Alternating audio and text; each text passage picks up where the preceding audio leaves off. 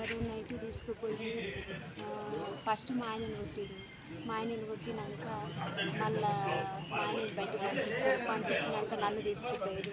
నన్ను తీసుకుపోయినాక ఇట్లాంటి ఆపు నిక్కర్ వేసిర్రు, బట్టలన్నీ ఇప్పేసిర్రు.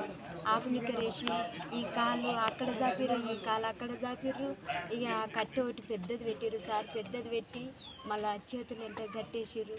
చేతులెంట గట్టేసి కాలు సాపిపిచ్చి కాలు కట్టేసిర్రు. కాలు కట్టేసి ఒక పెద్ద కట్టె పెట్టి ఓసారి ఇక్కడ కాలు పెట్టిండు, ఓసారి మళ్ళీ కట్టె మీద ఇక్కడ కాలు పెట్టిర్రు. మేడము మధ్యలో వద్ద నెత్తిరికించుకున్నది. ఇక నెత్తిరికించుకున్నాక సార్ని ఇంట కూర్చుని పెట్టిర్రు. ఇక కొడతా ఉంటుంది సారు. అంత ఘోరం మాత్రం కొట్టద్దు సారు, మస్తు కొట్టిరు సారు. బట్టలు ఇప్పి కొట్టిరు అంటే ఒక ఆడపిల్లను నేను చెయ్యని శిక్ష అనుభవిస్తున్నా అంటే నాకు ఇవ్వద్దు సారు. మీ కాలు మొక్కి 10 రూపాయలు అడుకొని నేను బతుకుతా, కానీ నేను ఇట్లాంటి పనులు చేయను, నాకు వద్దు సారు. నా పిల్లనికి ఆపరేషన్ అయింది, నా మోంటి పాన మంచిగా లేదు, నా కాలు ఇరిగిపోయింది సార్ అంటే గిట్టంగా నమ్ముతలేదు సార్. వాళ్ళు కాలు ఇరిగిపోయిన ఇంకా నొప్పి పెట్టింది సార్. నాకు మొత్తం నేను నడవనీకి వస్తలేదు. ఇంకోసారేమో ఏదైనా వేసి తన్నిండు. దమ్ము వస్తుంది నాకు మాట్లాడాలంటే. అంటారు ఆపేస్తారు అంటే ఇటంగా ఇష్టం వచ్చిన పట్ట చేతులు కొట్టిరు. ఒకసారి పట్టిండు పట్ట. ఇక ఇట్లా అయితే మొత్తం కాలు దగ్గరికి ఇట్లా గుంజుకుంటే కాలు దగ్గర గుంజుకుంటున్నవేమి అంట అని కాలు మళ్ళీ కట్టేసి అట్లే కొట్టిరు సార్. 2 గంటల వరకు 9 నుంచి 2 గంటల వరకు కొట్టుడు నడిపేలు. ఎందుకు నడివే కాళ్ళు మళ్ళీ ఇంకోలాకైతే నడువు అంటారు. నాకు నడవనికి వస్తలేదు, నోరు ఎండుకపోతుంది.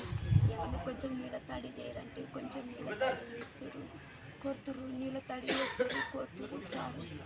అంత ఘోరం మాత్రం కొట్టదు సార్. ఐటంగా కొట్టరు. ఏం తినడానికి వస్తలేదు, తాగడానికి వస్తలేదు, మింగడానికి వస్తలేదు. నాకైతే పొడి బత్తి తెచ్చి కొడదాము కాల్చి అని సార్ వాళ్ళంటే నేను ఇట్లడానికైతే నేను లేకుంటే నేను వెళ్ళిపోతా అని ఆ మేడం వెళ్ళిపోయి సార్ భయపడి.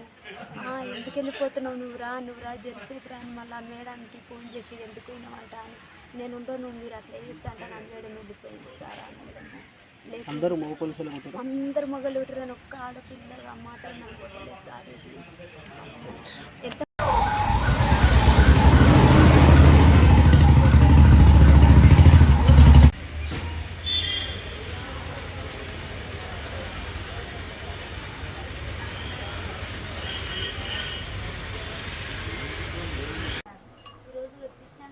తెల్లారే అది మా ఇంట్లో పొద్దుజాము పంపిస్తున్నాను. చెప్పుదామని పోతేనే మేము ముట్టుకోలేదు. ఇక వాళ్ళకి చెప్పుదామని పోతుండే ఈమెనే దొంగ దొరికింది అంట. మీరు ఆ కబర్ తీయకుండా సార్ వాళ్ళు వచ్చి చూస్తారని అన్న సార్. అది పట్టించుకోలేదు.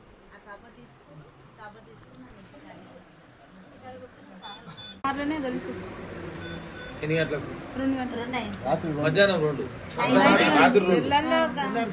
తెల్లందాకా నైట్ 2 దాకా కొట్టి ఆ బంగారం పోయిన బాబు కార్ తీసుకుని వచ్చిండు. నేను పడిపోయినంత ఆయనే జన్మం తెప్పించినంత మా బాబుతో రాపించినంత మళ్ళీ అలా కార్ వేసి పంపించేసి ఇంటికి.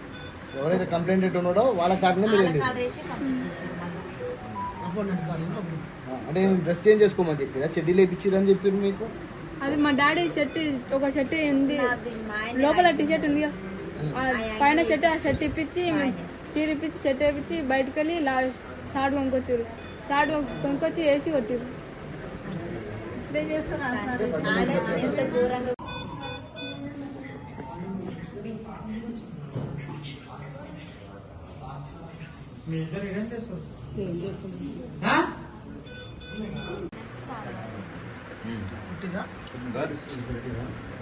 ఎవరు ఎస్ఐయా కొట్టింగ్ సిఐయా? ఎవరు?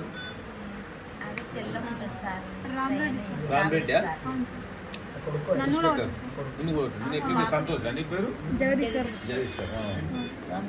ఫస్ట్ మా ఆయన కొట్టారు, మా ఆయన తర్వాత నన్ను కొట్టినాను, నా తర్వాత బాబుని కొట్టారు. పిల్లల్ని కూడా కొడుతా? లేదు సార్, ఒక పాప ఒక బాబు. మా పాపను కొట్టారు, కొట్టారు. ఇట్లా నాకు ఇట్లా ఆపు నిక్కరేసి కుట్టేసి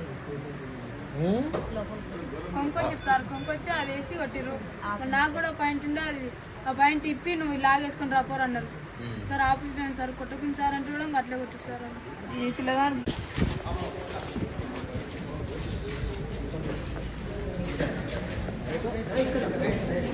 బంగారం ఉన్నదా ఆడ? బంగారం చేయడం సార్ మాకు సంబంధం లేదు. అది అనిపిస్తుంది మా ఇంట్లో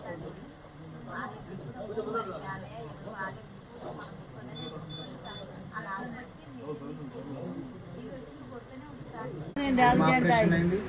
టాయిలెట్ రాకుంటుండే జామ్ అవుతున్నాం.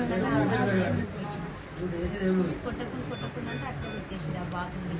నీ పేరు జయదీష్ కానీ బంగారం మాత్రం మీరు చేయలేదు సార్. మీరు నాకు లేకపోతే నేను బాధపడుతాను అనుకుంటున్నా. నాకు ఆ దొంగతనాలు లేదు సార్. నాకు న్యాయం కావాలంటే నాకు ఏ సొత్తు ఏమి వద్దు. నేను మళ్ళీ నేను ఆళ్ళని మంచిగా మాట్లాడగా ఇక్కడి మా మీద పెడతారని మాకు తెలుసు సార్. వద్దు, మాకైతే ఇది న్యాయం మీరు చేయాలి. నాకైతే వద్దు. నేను తీయలేదు సార్. నాకు తీయనప్పుడు నాకు ఇంత ధైర్యం. వాళ్ళు 9 తక్కువ నుంచి 9 గంటల దాకా నేను అదే మాట వాళ్ళకి మళ్ళా కంప్లైంట్ ఇచ్చిన ఆయన కార్ వేసి పంపించింది ఇంటికి. నాకు మొత్తం లెక్కలు పడిపోయింది. చచ్చిపోయిందంట మా బాబు. అంటే పొత్తులు ఎంట్రీ బట్టి పొత్తులు ఎంట్రీ బట్టి అనిపిస్తుంది. ఇంకా నాకు ఏం చేస్తాను. మహిళా పోలీసు వాళ్ళు ఎవరు లేదా? గర్ల్స్ ఒక్కరు కూడా కొట్టలేదు. రాంపేట మహిళా పోలీసులు లేరా? ఇంకా ఇద్దరు అంటే వాళ్ళు జెంట్సే కదా, మహిళా పోలీసులు మహిళా కాదు. పోలీసులు ఎవరు లేదా? సరే బాబు స్టేట్మెంట్ తీసుకోండి సార్. మహిళా పోలీసు అంటే లేడీస్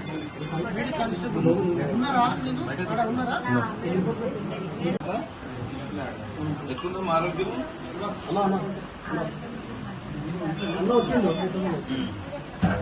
దెబ్బలు ఎక్కడ దాన్ని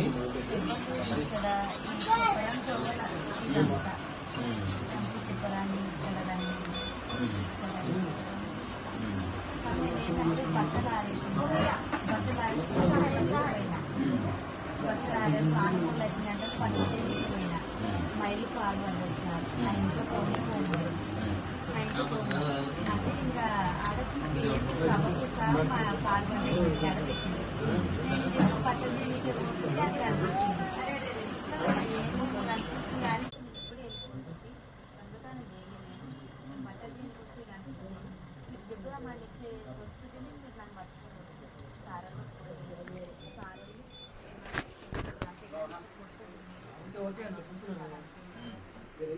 ఇదొకటి నేను వాళ్ళ ఇంట్లో పోలే. నేను దొంగలకి రాలేదు సార్. నాకు ఏ తెలియదు.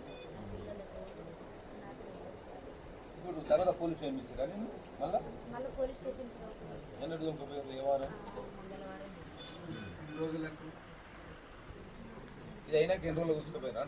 ఇది అయినాక అంతకుముందు 3 రోజులు నన్ను మా ఆయన దొరకపోయారు. దొరకపోయి కొట్టకుండా దొరకొచ్చేది. కొట్టకుండా దొరకొచ్చినాక వీళ్ళేం చేయలే కదంట. నేను మా మీద నమ్మకం లేదు వాళ్ళకి. దొరకొచ్చింది. దొరకొచ్చినాక మళ్ళీ డాక్టర్ ఆరోగ్య డాక్టర్ ఆయన వాళ్ళ ఆరోగ్యగారిని మొత్తం కనిపించడానికి పిల్లలకి సాగు ఏమని ఇచ్చి సంపూర్ కానీ ఇంత మాత్రం కొట్టకూడదు అని చెప్పాను. ఇంత ఘోరం ఏ ఆడపిల్లకి జరిగేది సార్. అలాంటి శిక్ష పెట్టాలంటే ఏమని చంపాలి. ఇలాంటివి మాత్రం పెట్టొద్దు. ఏ ఆడపిల్లకి రావద్దు. ఎందుకు చేయాలి ఇది? నేను తప్పు చేసినా చేయలేదో మీరు అందరూ ఎంక్వైరీ చేసుకొని నీ డ్యూటీ అయ్యి నీ కోపం వచ్చిన 2 దెబ్బలు కొట్టి నేను పడతాను. నువ్వు ఎందుకు అట్లా చేసినావు? నువ్వు నాకు నేను రేపు నాకు చాలా ఇరిపోయింది. యాక్సిడెంట్ అయ్యింది. రేపు నా పిల్లల పరిస్థితి ఏంది? నాకేమన్నా అయితే నాకు శాతం అయితే లేదు. నాకు నా బావ నా పిల్లగానికి ఆపరేషన్ అయ్యి నా మొదటి బీపీ ఉంది, షుగర్ ఉంది. ఇంకా ఎవరి శాతం అవుతుందంటే నేను తెచ్చుకుంటాను. ఎంతో కొట్టారు? బ్యాటింగ్తో కొట్టినా ఇంకా ఎంతో కొట్టినా? అది బ్యాట్కి లబ్బర్ రాత్రి పెట్టింది. మ్యాట్ అది అంతా కొట్టింది. ఎస్సీ కమిషన్ చైర్మన్ భక్తి వెంకటయ్య గారు పూర్తి స్థాయిగా సార్ న్యాయం చేస్తాడు. దాని నుంచే భయపడకూడదు. ధైర్యంగా మేము అండగా నీకు ఉంటాం, న్యాయం చేస్తాం, మేము భయపడ్డాం. ధైర్యంగా నేనైతే మీకు నేను మంచిగా ఒక చెల్లెలాగా ఎప్పుడు మీ ఇష్టం సార్. కానీ నేను మాత్రం నేను అంత దొంగతనాలు నాకు ఆకలి అయితే కట్టింది. నీకు సార్ నాకు నాకు దొంగతనం వచ్చింది సార్. మీరు చేయమని నేను చేసేదాన్ని నేను చెప్తున్నాను. నా పిల్లలు చిన్నగా ఉన్నారు. ముందు నాకు దొంగతనం పెద్దగా ఉన్న చిన్నగా నాకు దొంగతనం వస్తుంది. ఆయన నాగేందర్ కదా? ఆయన ఏం కులమమ్మా? ఆయన కూడా ఎస్సీ. ఆయన ఎస్సీనా? కానీ మనం ఇంత బంగారం ఎట్లా పెట్టుకున్నాం? ఎస్సీలో సేమ్ ఒకటే కాస్ట్ ఆయన బంగారం ఉందా బంగారం ఉందా సార్ అది కానీ ఇంత బంగారం ఉందా? ఒక్కసారి ఒక్క రకం మాట్లాడతానే రాదు. ఒకసారి 28 అంటే ఒకసారి 20 అంటే ఒకసారి 26 అంటే ఇట్లా అంటారు. మళ్ళీ ఒకసారి 10 లక్షలు ఒకసారి 8 లక్షలు అంటే ఒకసారి 30 కిలోల బంగారం. నేను ఏదానికంటే నేను ఆధారపడాలి. నా పానపాన తీసుకుంటే కానీ నేను మాత్రం ఒక బంగారం చేయలేదు సార్. మేము అందరూ నాకు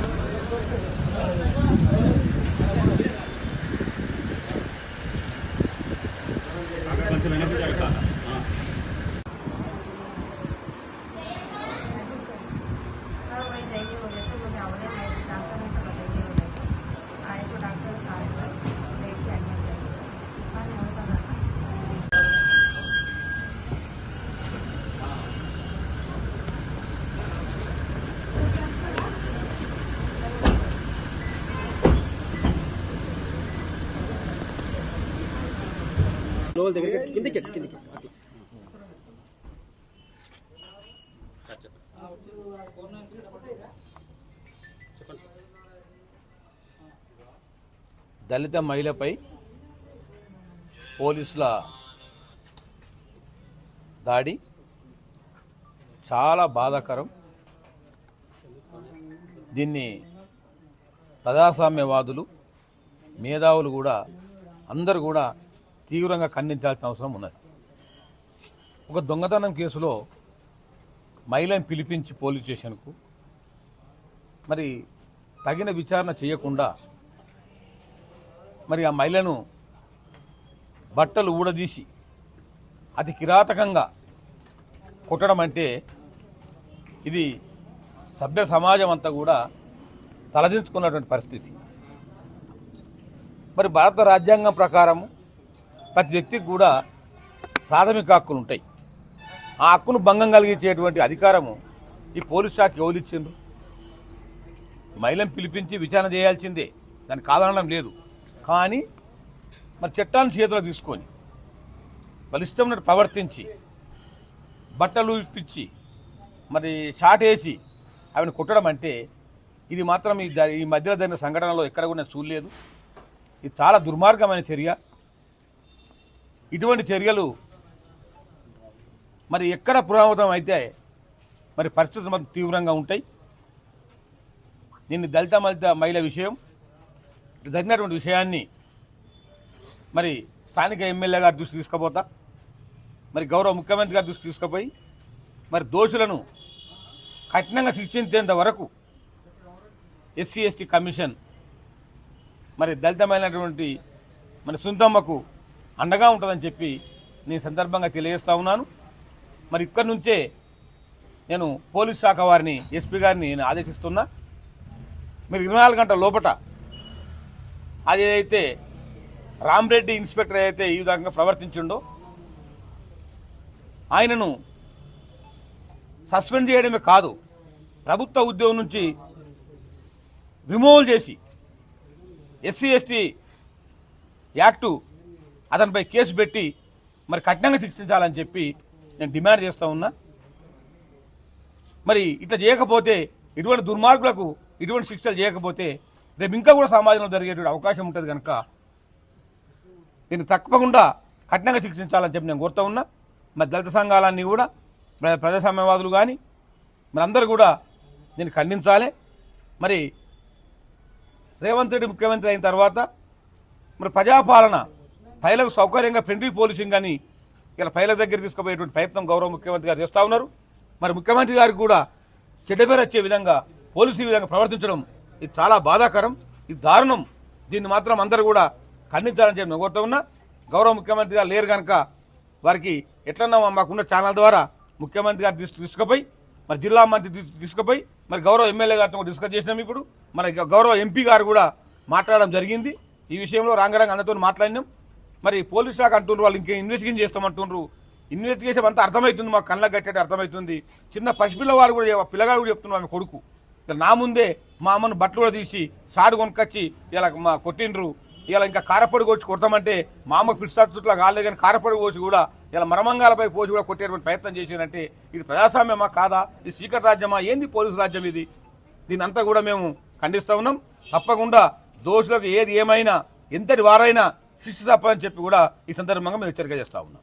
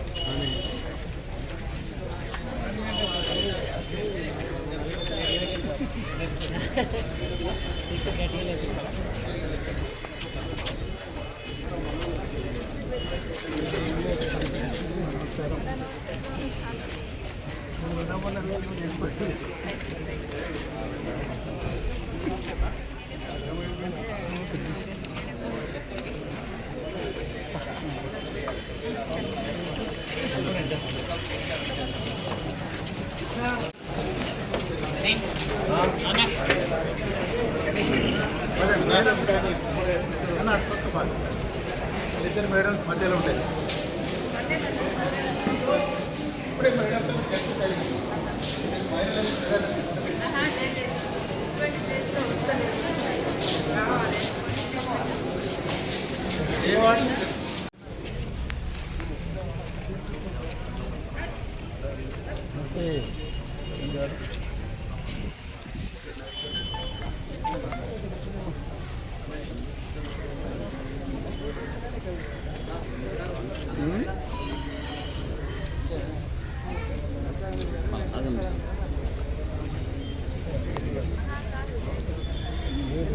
మీరున్నారు అందుకనే మేము జరుగుతున్నాం.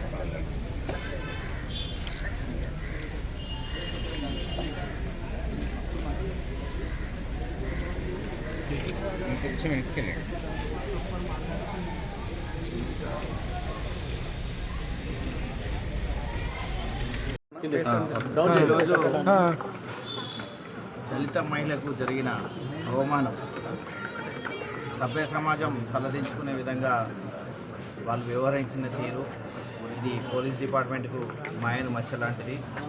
ఇప్పటికైనా మా సైబరాబాద్ సిపి గారు అలాగే డీసీపీ గారు ఏసీపీలు అంతా పర్యవేక్షించి అసలు పోలీస్ స్టేషన్ వ్యవస్థలనే ప్రక్షాళన చేయాలి. ఎందుకంటే నిజంగా ఏమైనా తప్పు చేస్తే ఆ రోజే ఎఫ్ఐఆర్ చేసిన రోజు సంబంధిత ఆధారాలు ఏమైనా ఉంటే తీసుకుపోయి రిమాండ్ చేయాలి తప్పించి ఇలాంటివి చేసి అంటే ఆమె చెప్పుకోలేని పరిస్థితుల్లో కూడా ఈరోజు వాళ్ళ పిల్లలు కానీ వాళ్ళ హస్బెండ్ కానీ ఆమె కూడా చెప్పుకోలేని పరిస్థితి ఉంది. అది మీడియా మిత్రులంతా మీరు లైవ్ విన్నారు. కాబట్టి ఇక ముందు ఇలాంటి సంఘటనలు జరగకుండా అంటే మా షాద్నగర్ పోలీస్ స్టేషన్లో అంటే అన్ని పోలీస్ స్టేషన్ల గురించి చెప్తున్నా నేను, అధికారులు ఎంత మంచిగా వచ్చినా కానీ రాజకీయ ఒత్తిళ్లతోటి ఎంత క్రూరంగా చేపిస్తారంటే అధికారులతోటి అధికార పక్షములు సెక్షన్లు ఏం పెడతారో తెలియదు, కేసు ఏం పెడతారో తెలియదు, ఎప్పటి వరకు ఇంట్రాగేషన్ చేయాలనో తెలియదు. చదువుకొని వచ్చిన మీరు, చదువుకొని ఉద్యోగాలు సంపాదించిన మీరు రాజకీయాలకు అతీతంగా పనిచేయాలి తప్పించి ఇలాంటి సంఘటనలు ఉండవు. ఎందుకంటే నేను కొన్ని పోలీస్ స్టేషన్లు చూస్తున్నా, రౌడీ షీటర్ల నిలయం అయిపోయింది పోలీస్ స్టేషన్లో. రౌడీ షీటర్ను పక్కకు కూర్చోబెట్టి సెటిల్మెంట్ చేసే స్థాయికి మా షాద్నగర్ పోలీస్ స్టేషన్లు అన్నీ వస్తున్నాయి.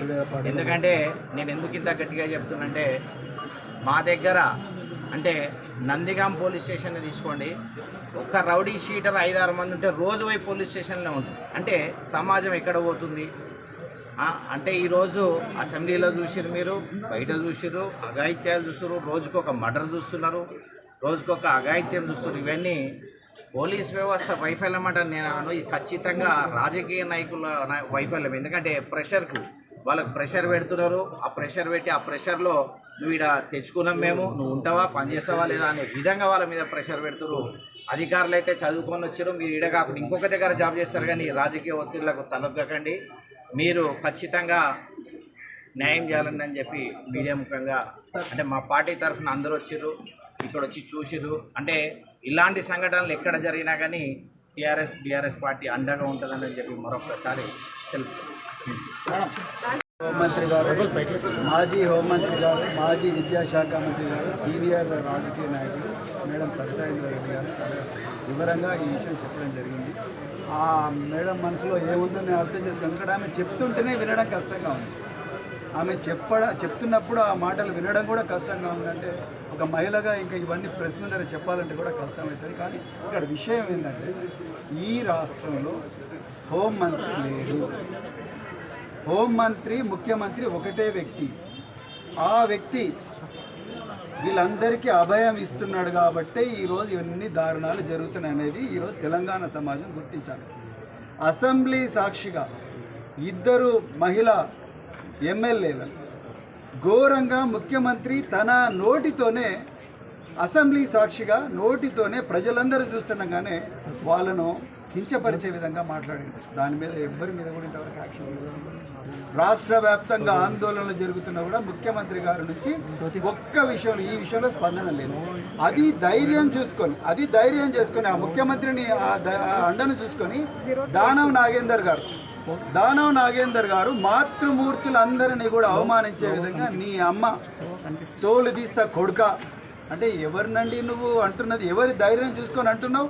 స్పీకరు ప్రేక్షక పాత్ర వహిస్తున్నాడు. దానం నాగేందర్ గారు మీ అమ్మ అని చెప్పి అమ్మలను తిట్టుడు, కొడుక అని తిట్టుడు, తోలు తీస్తా అని తిట్టుడు.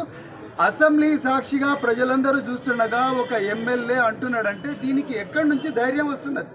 ఎవరిస్తున్నారు ఈ ధైర్యం? ఫ్రెండ్లీ పోలీసింగ్ కాదు, మేము లాఠీ పోలీసింగ్ అంటే ఇదేనా మీరు ఇచ్చే లాఠీ పోలీసింగ్? మరి ఎక్కడ పోయినారు? శ్రీరాముల శ్రీనివాస్ అనే ఎస్ఐ కానిస్టేబుల్ వేధింపులు చేస్తున్నారని ఎంట్రీని దాగి చచ్చిపోయాడు. అశ్వరావుపేట ఎస్ఐ. భూపాలపల్లిలో ఒక ఎస్ఐఏ ఒక మహిళా కానిస్టేబుల్ మీద అత్యాచారం చేస్తాడు. ఎస్ఐ మహిళా కానిస్టేబుల్ మీద అత్యాచారం చేస్తే ఇక మీరు ఎక్కడ కంచె చేయడం వేస్తే ఎవరి దగ్గరికి పోవాలి? వీళ్ళందరికీ అభయం ఎవరిస్తున్నారు? వాళ్ళందరి మీద యాక్షన్ ఎందుకు తీసుకుంటలేరు? 4 రోజుల నుంచి 5 రోజుల నుంచి ఒక మహిళ పోలీస్ స్టేషన్లో, వాళ్ళ లెక్క ప్రకారం అయితే మహిళలను పోలీస్ స్టేషన్లో 6 తర్వాత ఉండకూడదు. అది చట్టం చెప్తున్నది. 6 తర్వాత ఏ మహిళ కూడా ఉండకూడదు.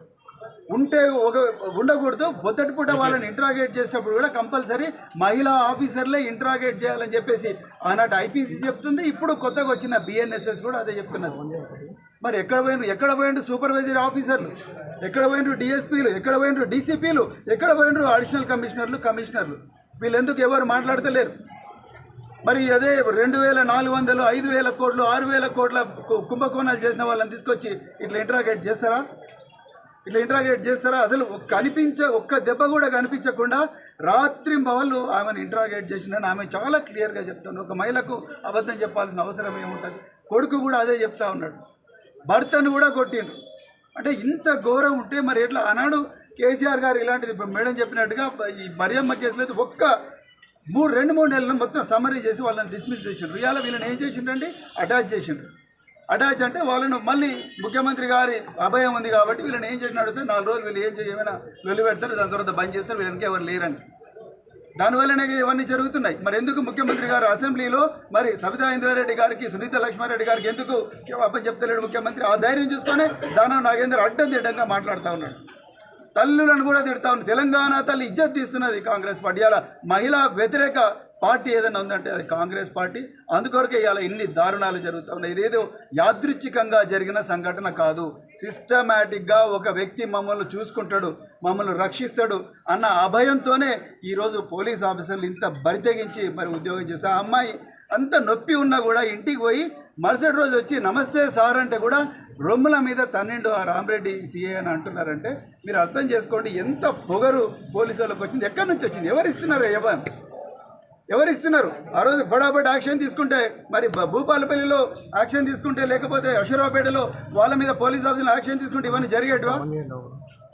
ఒక్కసారి మరి తెలంగాణ సమాజం అంతా కూడా చూడాలి. అందుకొరకు అర్జెంటుగా ఈ బాధ్యులైన పోలీస్ ఆఫీసర్ల మీద కంపల్సరీ వాళ్ళందరి మీద కేసు పెట్టాలి. SC ST prevention of atrocities case పెట్టాలి.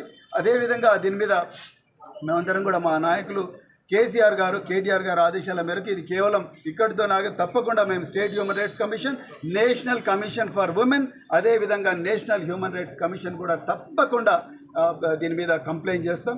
అదేవిధంగా మరి కుటుంబాన్ని తప్పకుండా ఇప్పుడు చూడండి ఇక్కడ పెట్టిండ్రు ఈ హాస్పిటల్లో పెట్టిండ్రు. ఆ అమ్మాయి నొప్పి ఉందని చెప్తుంది. 4 సంవత్సరాల క్రితం ఆ అమ్మాయికి కుడి కాలులో యాక్సిడెంట్ అయ్యి ఆపరేషన్ అయింది, లోపల ఒక రాడ్ ఉంది. సో ఇవన్నీ మరి చూడాలంటే ఇక్కడ వీళ్ళకి సదుపాయాలు లేవు. ఇంతకుముందు డాక్టర్ ఎం జగన్నాథ్ గారు అదే అడుగుతున్నారు, డాక్టర్ కాబట్టి. సో అవన్నీ సదుపాయాలు లేవు. మరి హయ్యర్ సెంటర్కి పంపించవచ్చు కదా. కనీసం ఒక్కరు కూడా ఈమెను ఇంత టార్చర్ గురైన మహిళ లోపల కనిపించలే దెబ్బలు ఉన్నాయి, మరి ఈమెను ఒక హయ్యర్ మెడికల్ సెంటర్కి పంపించాలన్న కనీసమైన ఆలోచన కూడా ఇలా మరి కాంగ్రెస్ పార్టీకి లేదంటే ఎంత మహిళా వ్యతిరేక, ఎంత దళిత వ్యతిరేక, ఎంత పేదల వ్యతిరేక పార్టీ ఇలా మన కళ్ళ ముందరనే కనిపిస్తూ ఉన్నది. అందుకొరకు అర్జెంటుగా ఈ కుటుంబంలో ఒకరికి ఉద్యోగం ఇవ్వాలి, ఈమెకు ₹1 ఎక్స్గ్రేషియా ఇవ్వాలి, ఈ కుటుంబాన్ని ఆదుకోవాలి, ఈ సంఘటనకు బాధ్యులైన పోలీస్ ఆఫీసర్లు అందరినీ డిస్మిస్ చేయాలి. అదేవిధంగా పర్యవేక్షణ చేయాల్సిన డిఎస్పీలు ఎవరైతే డీసీపీలు ఉన్నారో వాళ్ళ మీద కూడా చర్యలు తీసుకోవాలని చెప్పి మరి డిమాండ్ చేస్తూ మరి ఈ సహకరించిన మీడియా వాళ్ళందరికీ మరోసారి ధన్యవాదాలు. అందరం కూడా సభ్య సమాజం అంతా తలంచుకునేటట్టు ఈరోజు జరిగిన సంఘటనను ముందు ఖండిస్తాం. గౌరవ కేసీఆర్ ఉదయం ఫోన్ చేసి ఒక మహిళని, అందులో ఒక దళిత బిడ్డని పోలీస్ స్టేషన్లో తీసుకెళ్ళి 3rd డిగ్రీ ప్రయోగించేటంత నేరం ఏం జరిగింది అక్కడ ఒకసారి ఇమీడియట్గా వెళ్ళి రండి మమ్మల్ని ఇక్కడ పంపించడం జరిగింది.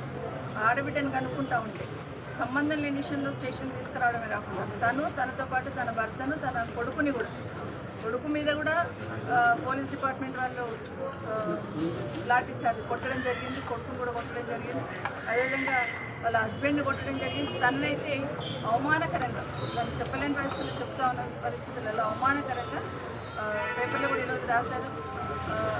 అంటే బట్టలన్నీ ఏ విధంగా అయితే కొట్టున్నారో, తనకు సంబంధం లేదు, నేనేం చేయలేదు, నాకు తప్పు లేదని మొరపెట్టుకుంటున్నా కూడా అందులో నైట్లో 9 o'clock నేను 8 o'clock తీసుకొచ్చి 2 o'clock వరకు 3rd డిగ్రీ ప్రయోగించడం అనేది ఏదైనా సభ్య సమాజం తలంచుకోవాలి. ఇప్పటికైనా అసలు ఇన్ని సంఘటనలు జరుగుతూ ఉన్నాయి.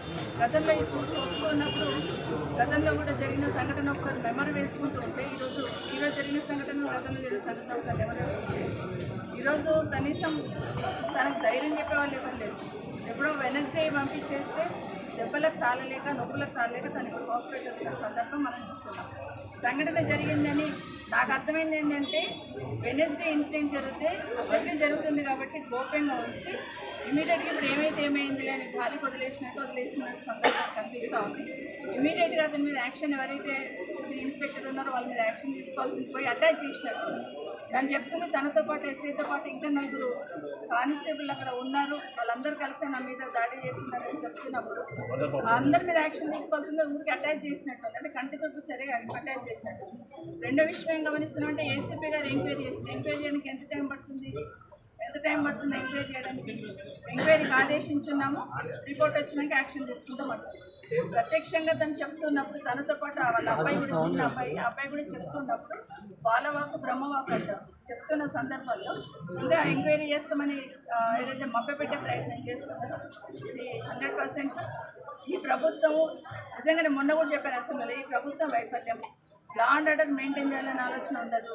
రాష్ట్రంలో ఏదైనా సంఘటన ఏంటంటే కనీసం దాన్ని రివ్యూ చేద్దాం, యాక్షన్ తీసుకుందాం ఆలోచన ఈ ప్రభుత్వం ఉన్న పెద్దలకి లేదు. ఈ ప్రభుత్వం వచ్చిన 8 నెలల నుండి చూస్తూ ఉంటే ఏ మూలకు చూసినా కూడా అత్యాచారాలు, అఘాయిత్యాలు, మానభంగాలు ఇవే జరుగుతూ ఉన్నాయి తప్పిస్తే ఒక్కదానికి కూడా రివ్యూ చేసిన సందర్భం లేదు, ఒక సమాధానం చెప్పిన సందర్భం లేదు. ఇంకొక మాట, వస్తూనే ప్రభుత్వం అధికారంలోకి రాగానే పోలీస్ శాఖను పిలిచి మాట్లాడిన సందర్భంలో మేము ఫ్రెండ్లీ పోలీస్ కాదు, మేము లాఠీ పోలీస్ అన్నారు. అంటే అదే కనిపిస్తుంది. ఫ్రెండ్లీ పోలీస్ అంటే కష్టంలో వచ్చినామని హక్కున చేర్చుకొని సమస్యను సాల్వ్ చేసి పంపించాలనే ప్రయత్నం ఒక side law and order maintain చేస్తూ కఠినంగానే ఉంటూ వాళ్ళకు సమన్వయంగా ఉండి పనిచేయాలనే ప్రయత్నంలో చేస్తున్న సందర్భం. గతంలో అయితే మేము ఫ్రెండ్లీ పోలీస్ కాదని పోలీసే ఒక హుకుంలాగా జారీ చేసిన సందర్భాన్ని మనం చూస్తున్నాం. గతంలో ఇలాగే జరిగితే ఇమీడియట్గా ఆ ఎస్ఐని కానీ ఆ స్టేషన్లో ఉన్న వాళ్ళందరినీ కూడా ఉద్యోగంలో నుండి తీశారు, డిస్మిస్ చేశారు, ఉద్యోగంలో నుండి తీసేసారు. కేసీఆర్ గతంలో ఇలాంటి ఇన్సిడెంట్ జరిగితే మరియమ్మని ఒక సంఘటన జరిగితే ఆ రోజున్న గౌరవ కేసీఆర్ గారు ఇమీడియట్గా అక్కడున్న పోలీస్ స్టేషన్లో ఉన్న ఎస్ఐతో పాటు మిగతా వాళ్ళు ఎవరైతే దాంట్లో భాగస్వామ్యం అయినారో వాళ్ళందరినీ కూడా ఉద్యోగంలోని తీసేయడమే కాకుండా వాళ్ళ కుటుంబాన్ని ఆదుకున్నారు. వాళ్ళ కొడుకు ఒక ఉద్యోగం ఇవ్వడం కానీ, వాళ్ళకు 15 లక్షలు ఇవ్వడం కానీ ఒక ఆదుకొని భరోసా కల్పించారు. ఇంకా తప్పులు ఇలాంటివి జరిగితే భవిష్యత్తులో ఇలాంటి చర్యనే ఉంటుంది అనేది డిపార్ట్మెంట్ కూడా ఒక ఇండికేషన్ పంపించారు. దాని ఇక్కడ ఏమైందంటే ఇక్కడ నుండి తీసుకెళ్ళి ఆఫీస్లో కూర్చోబెట్టారు, అటాచ్ చేశారు అంతే. కానీ వాళ్ళ మీద యాక్షన్ తీసుకోవడానికి యాక్షన్ తీసుకోవాలని ఆలోచన కూడా లేదని అనిపిస్తూ ఉంది. ఇప్పటికైనా ఈ ప్రభుత్వాన్ని ఒకటే డిమాండ్ చేస్తా ఉన్నాం. ఇమీడియట్గా యాక్షన్ తీసుకోండి, ఇందులో భాగస్వామ్యం వాళ్ళని యాక్షన్ తీసుకోండి, భవిష్యత్తులో ఇలాంటివి జరగకుండా చూసుకోండి, ఆ కుటుంబాన్ని కూడా ఆదుకోవాలని కోరుకుంటున్నాం. ఈ 2 వర్షన్స్ నేను కూడా విన్నాను కాబట్టి అన్ని రకాల వర్షన్స్ విని ముందుగానే మాట్లాడేప్పుడు అందుకే ఒక మాట చెప్పాను, ఎవరి తరఫున న్యాయం ఉంటే వారి తరఫున న్యాయం అనేది చేయడమే ప్రభుత్వం యొక్క బాధ్యత. ఇటు దళితులే ఉన్నారు, అటు దళితులే ఉన్నారు. నిజంగా రాబరీ జరిగిందా, రాబరీ జరిగితే ఎవరు రాబరీ చేశారు, దాంట్లో శిక్ష ఎవరు పడాలి అనేటువంటి విషయాలన్నింటినీ కూలంకుషంగా ఎంక్వైరీ చేసి ఇన్వెస్టిగేషన్ చేసి తప్పకుండా ఈ కేసుని ఒక కొలిక్కి తీసుకొస్తాను.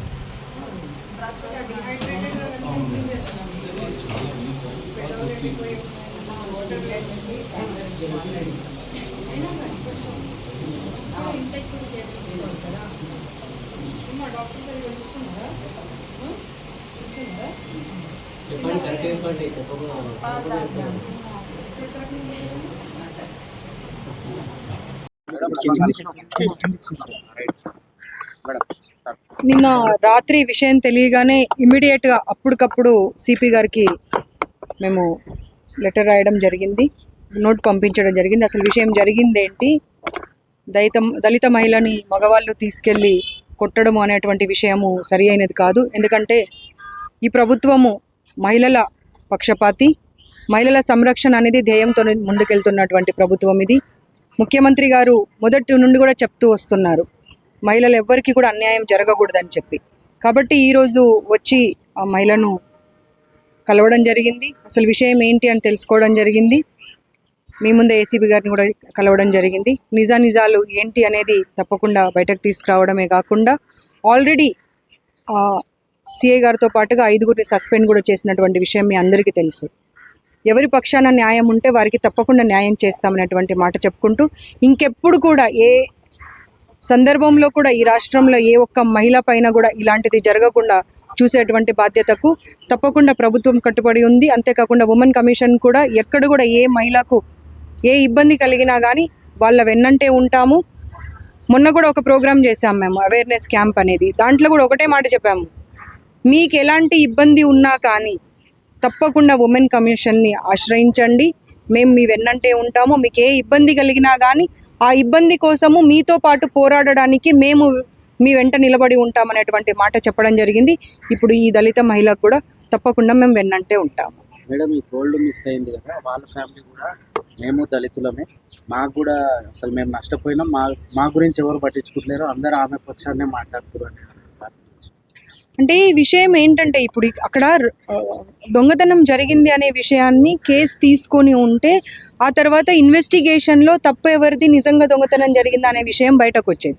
ఇక్కడ కొట్టినారు అనేటువంటి విషయము ఎవరో ఒకరు ఆ 4 రోజులు 5 రోజుల తర్వాత బయటకు తీసుకొచ్చి పేపర్లో రాయడం వల్ల కొట్టిన విషయం హైలైట్ అయిపోయింది, మీ అందరికీ తెలిసినటువంటి విషయం. కాబట్టి కొట్టడము విషయంతో పాటుగా నిజంగా దొంగతనం జరిగిందా, ఎంతవరకు ఎవరు చేశారు ఏంటి కూడా అన్ని విషయాలు వివరంగా ఏసీపీ గారితో మాట్లాడడం జరిగింది. వారు తప్పకుండా ఆ విషయం అన్ని ఇన్వెస్టిగేషన్ చేస్తానని మాట చెప్పారు. దీంట్లో వాస్తవంగా బాగా అవతల ఫిర్యాదుదారులు కూడా ఏం పేర్కొంటున్నట్టు ఆమె మళ్ళీ ఎన్ని సంవత్సరాలు పట్టింది మేడం నాకు పెళ్లి చేయాలంటే? 24 తులాల బంగారం మేడం లేదు, 1 తులం దొరికింది. లేదు మేడం, ఖచ్చితంగా మీరు ఎంక్వైరీ చేయండి. ఒక అలాంటిది ఏమైనా ఉంటే దానికి శిక్ష భరించడానికి మా ఇంట్లో బంగారం పైసలు మేము పైసలు ఇచ్చి కొట్టేస్తాం. ఇంకొక విషయము మేడం, ఆమె అక్కడ బంగారం పెట్టే వరకు ఆమె మీద మాకు అనుమానం లేదు. ఆ రోజు నైట్ వరకు కూడా ముందు ఆయన తీసుకెళ్ళి ఎంక్వైరీ చేసి మా ఇంటికి వచ్చేసింది ఆమె.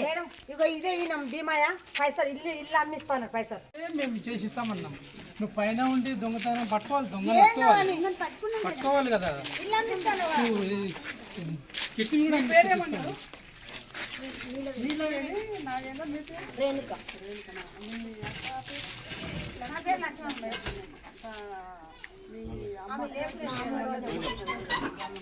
మీకు మీకు ఎంతమంది అక్క చెల్లెళ్ళు?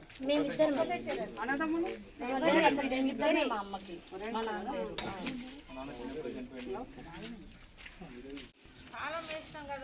ఇక్కడ నుంచి లాగేసింది మేడం, ఇక్కడ నుంచి ఓపెన్ చేసుకునేది. ఇక్కడ మొత్తం అంతా ఇదంతా చెట్లు అంతా అనేది మాకు తెలియదు మేడం, కానీ ఎండ్ ఆఫ్ ద డే మా ఇంట్లో ఇట్లా ఎవరు మొత్తం లాగేసుకునేది. ఆమె స్కూల్కి వెళ్తుంది, నేను జాబ్కి వెళ్తుంది, నేను క్లినిక్కి వెళ్తుంది.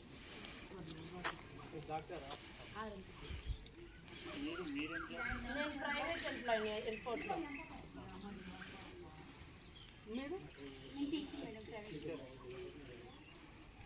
మేడం మీరు ఆమెకు న్యాయం చేయాలని వస్తే నాకు న్యాయం పోలీసు వాళ్ళు తీసుకుని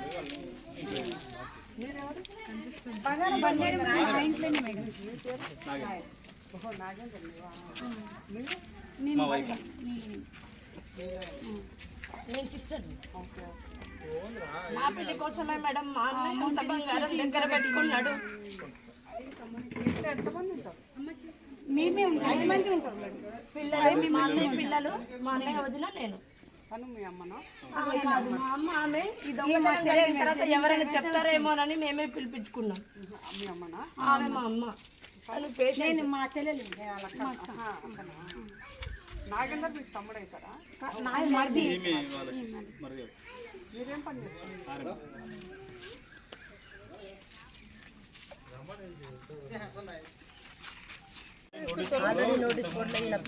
ఉండొచ్చమ్మా, ఇక నేను హార్ష్గా మాట్లాడతాను, మీరు తట్టుకుంటా అంటే నేను మా బాధ కూడా మేము చెప్పుకోగలిగా మేడం. ఒకవైపు పోతుంది మేడం ఈ కేసు. నేను దొంగతనం చేస్తున్నాడు పోలీసు రికార్డులో ఉండొచ్చు, మీ ఇంట్లో చేయాలని లేదు కదా. అయ్యుండొచ్చు అట్లా తల్లి, నాకు ఇవన్నీ తెలుసు. మీరు నాకు చూపిస్తుంటే నాకు తెలియకుండా వస్తానా? అది కూడా కరెక్ట్. మేమేమంటున్నామంటే మాకు కూడా న్యాయం చేయమని అంటున్నాం మేడం. నాకు విషయం తెలుసా, ఒక ఆడపిల్లను 6 గంటల తర్వాత పోలీసు వాళ్ళు తీసుకెళ్ళకూడదు. 6 గంటల తర్వాత తీసుకెళ్ళిండు చూడు, వాళ్ళు చేసిన తప్పదు. ఆడపిల్లని సమస్య. ఈయన దొంగతనం చేస్తుండొచ్చు, పెళ్ళానికి ఏం సంబంధం? ఆమెనే పెట్టిందిగా మేడం అక్కడ, నేను చూసిన కదా. ఆమె పెట్టడం నేను చూసిన కదా. ఆమె పెట్టడం చూసేంత వరకు మేడం మేము ఎక్కడ ప్రమాణం చేయమన్నా చేస్తాము. ఇప్పుడు 30 తులాలు బంగారం ఇచ్చిన వాళ్ళు 1 తులం తీసుకొచ్చి ఎందుకు పెడతారు తల్లి? మా మీదనే డైవర్ట్ చేయడానికి. అంతకు ముందు రోజు మా వాళ్ళని ఎంక్వైరీ చేసి ఒక్క నిమిషం మీ ఇంట్లో పెట్టాలి తీసుకొచ్చి. ఆడ పెడితే 30 తులాలు పోయిన దానికి 1 తులం తీసుకొచ్చి పెడతారు. కామన్ సెన్స్ పోలీసు వాళ్ళకు ఉండాలి, మీకు కాదు. పోలీసు వాళ్ళకు ఉండాలి, ఆలోచన చేయాలి. ఒక్కటి క్లారిటీ మేడం, 20 అంటాడు, 27 అంటాడు, 30 అంటాడు. నేను అంటున్నా చెప్తున్నా. అయితే చేస్తే వాళ్ళ ఇంట్లో తలుపు పక్కలు ఎవరన్నా పెడతారా? మొత్తం బంగారాన్ని పెట్టాలి. పెడితే సగం సగం అయితే పెట్టారు కదా. మనం ఆలోచన కామన్ సెన్స్ ఎందుకు పెడతారు? మీరు చెప్పండి, నేను మీకు వేస్తున్నా కదా, ఎందుకు పెడతారు? మరి వాళ్ళకి న్యాయం ఎలా జరగాలి? అది న్యాయం అనేది పోలీసులు తీసుకుంటారు, కానీ కొట్టాలనిలే కదా. ఇప్పుడు ఫర్ ఎగ్జాంపుల్ మీరున్నారు, మీ వస్తువు పోయింది అనుకొని పోయి తీసుకెళ్ళి పోలీసులకు అప్పచెప్పేసేసి తన్నండి గుద్దండి అని వస్తుందా? ఆర్గనైజ్డ్ ఇందులో ఏంటంటే దొంగతనాలు చేయడం కూడా 2 రకాలు ఉంటాయి. ఆర్గనైజ్డ్ క్రైమ్ ఒకటి, అన్ఆర్గనైజ్డ్ క్రైమ్ ఒకటి. ఆర్గనైజ్డ్ క్రైమ్లో మీరు అన్నట్టుగా వాళ్ళు హీనాతీనమైన నేరాలు చేస్తారు. ఇందులో ఏది ఇండివిజువల్స్ అసలు చేసే అవకాశాలు ఉండవు పక్క ఇంట్లలో. అది కూడా పెద్ద ఎత్తున మొత్తం తీసుకొని వచ్చి 10 లక్షలు తీసుకొని వచ్చేసేసి అందులో 9 లక్షలు తీసుకుని 1 లక్ష ఇక్కడ పెట్టేస్తారు. అట్లా జరగదు, ఊహ కూడా అందదు. వీళ్ళు బిల్లులు కూడా సబ్మిట్ చేసిరంట. బిల్లులు సబ్మిట్ చేసి ఉండొచ్చు, కానీ వీళ్ళు దొంగతనం చేసిందని మనం ఎట్లా చెప్పగలుగుతాం? బిల్లులు సబ్మిట్ నేను బంగారము దొంగతనం జరగలేదని నేను అనట్లే. ఇప్పుడు వాళ్ళు కూడా అంటుంది ఏంటంటే నిజ నిర్ధారణ జరిగి మాకు న్యాయం చేయండి అనేది వాళ్ళ దొంగతనం ఇద్దరికి న్యాయం చేయండి అనేది. ఇద్దరికి కాదు, అక్కడ ఇద్దరికి ఎట్లయితుంది? మనం కూడా దొంగతనం జరగలేదని నేను అనటం లేదు, దొంగతనం జరిగి ఉండొచ్చు. వాళ్ళు చెప్తున్నారు, వాళ్ళు బాధపడుతున్నారు, కానీ ఆ దొంగతనం ఎవరు చేశారా అనేది కావాలి. ప్రాపర్ ఇన్వెస్టిగేషన్ చేయాలి. ప్రాపర్ ఇన్వెస్టిగేషన్ అనే దాని కూడా సైంటిఫిక్ ఇన్వెస్టిగేషన్ అంటారు. సైంటిఫిక్ ఇన్వెస్టిగేషన్ అంటారు దాన్ని. ప్రాపర్ కూడా ఇవాళ రేపు అన్నాడు. ప్రాపర్ అనే దాన్ని కూడా వాళ్ళు ఏమంటున్నారు? గుద్దడం అని అంటున్నారు. ప్రాపర్ అంటే 3rd డిగ్రీ వాడడం అని అంటున్నారు. ప్రాపర్గా సైంటిఫిక్ ఇన్వెస్టిగేషన్ అనేది చాలా ఇంపార్టెంట్. సైంటిఫిక్ అంటే వీళ్ళకి ఎంత సైకలాజికల్ ట్రీట్మెంట్ చేయాల్సి వస్తుంది. సైకలాజికల్ ట్రీట్మెంట్లో ఈజీగా బయటపడతారు నిజంగా దొంగతనం చేసే వ్యక్తులని. అది ఎందుకు చేస్తలేరు? ఇప్పుడు ఇట్లా అంటున్నాను కాదు, మనం మీడియా వాళ్ళు కూడా దొంగలకు కూడా ఈ దేశంలో బతికే హక్కు ఉంది, చంపే హక్కు అయితే లేదు. క్రిమినల్స్ అన్నంత మాత్రం మనుషులు కాకుండా ఉండరుగా. క్రిమినల్స్ కూడా మనుషులే. క్రిమినల్స్ని తయారు చేస్తున్నది సొసైటీనే. ఇప్పుడు తను చెప్తున్నా, రేణుక చెప్తున్న దాని ప్రకారం అక్కడ ఇల్లు కూలిపోయిన దగ్గర 1 తులం బంగారం పెట్టినాను. దొంగతనం చేసిన వాళ్ళు ఎవరన్నా డబ్బులు కానీ లేకుంటే సగం పెడతారా? అది ఒకవేళ సగము లేకుంటే 1 తులమో పొలమో పెడుతున్నారు అనుకో, దాన్ని ఎట్లా అర్థం చేసుకోవాలి? ఆమె చెప్తున్న లెక్క ప్రకారం ఇందులో ప్యూర్లీ ఏంటంటే పోలీసులు అతి ఉత్సాహం. ఈ అతి ఉత్సాహం అనేది కొంపలు ముంచుతున్నాయి. ఈ కొంపలు ఎట్లా ముంచుతున్నాయి? 2 కుటుంబాలు ఈరోజు రోడ్డు మీదకి వచ్చినాయి కొంపలు ముంచడం. వాళ్ళ యొక్క అతి ఉత్సాహానికి ఎవరైతే విక్టిమ్ ఉంటారో, బాధితులు ఉంటారో, ఆ బాధితులతో పాటు అక్యూజ్డ్ ఎవరైతే వీళ్ళు నేరస్తులు అని చెప్తున్నా వాళ్ళు ఇద్దరు రోడ్ల మీదకి తీసుకొస్తున్నారు పోలీసులు అతి ఉత్సాహంతో. కాబట్టి ఇందులో ప్యూర్లీ ఏం కనిపిస్తుంది అంటే పోలీసుల యొక్క అతి ఉత్సాహం ఒకటి. రెండవది డీకేబాస్ జడ్జిమెంట్ అనేది ఒకటి అప్ టు డేట్ ఉంటుంది. అది నేషనల్ హ్యూమన్ రైట్స్ కమిషన్ కానీ సుప్రీంకోర్టు కానీ పదే పదే పదే పదే పోలీసులు చెప్తుంటారు 6 గంటలు దాటిందంటే ఆడపిల్లల్ని ఎవరిని కూడా స్టేషన్ తీసుకెళ్ళొద్దు, తీసుకెళ్తే వాళ్ళకన్నా ఎక్కువ మీరే శిక్షార్హులు, మీరే నేరస్తులు అని చెప్తుంది. అది ఈరోజు రాజాన్ కూడా అదే ఉంది. కాబట్టి మేము వెళ్ళి రావడం జరిగింది. 6 గంటల తర్వాత ఆమె తీసుకెళ్లారు. ఆమె దొంగతనం చేసిందా, ఏం చేసిందా సెకండరీ. కానీ 6 గంటల తర్వాత ఒక మహిళను తీసుకోకూడదు. ఒకవేళ తీసుకెళ్తే కూడా ఎలాంటివి నీచమైనటువంటి క్రూరమైనటువంటి కేసులు అంటే క్రైమ్ చేసిన వ్యక్తులని తీసుకెళ్తే కూడా ఉమెన్ పోలీస్ స్టేషన్కి హ్యాండ్ ఓవర్ చేయాలి. ఇక్కడ ఉమెన్ లేదు, పోలీస్ స్టేషను లేదు. మెన్ వచ్చి తీసుకపోయిండ్రు, తన్నిండ్రు, గుద్దిండ్రు, అంతా జరిగింది. ఆడ చావు బతుకులు ఆమె ఉంది హాస్పిటల్లో. కాబట్టి ఇక్కడ ఏంటంటే ఇక్కడ మేము ఒకటే గవర్నమెంట్ అడుగుతుంది, ఇలాంటి పోలీసులని సస్పెన్షన్లతోటి వాళ్ళని మేపవద్దు, వాళ్ళని వెంటనే ఉద్యోగాల నుండి తీసేయాలి. తర్వాత ఈరోజు సునీత కుటుంబాన్ని ఆదుకోవాలి. ఎందుకంటే వాళ్ళు కాయ కష్టం చేసుకొని బతికేటళ్ళు.